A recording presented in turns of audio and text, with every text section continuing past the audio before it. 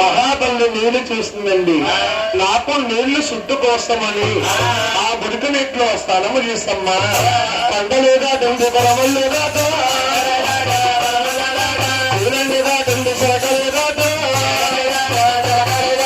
ఉళ్ళ వల్లే కాదు ఊళ్ళన్ని కాదు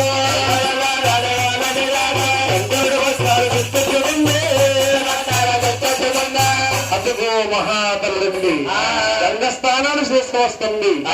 శంకరుడు చూశాడమ్మా, అయ్యయ్యో ఈవిడి ఇనేవాటము లేదు.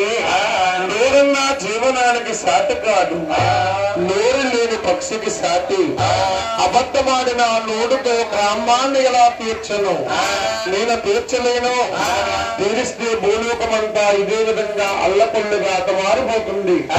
ఇటువంటి స్త్రీని ఇక్కడతో అతమార్చుకోవాలి. అఖండమైన పాపం కలిగి ఆదిశంకరుడు ఆదిశక్తిని సేవ చేస్తున్నాడు. ఖచ్చితంగా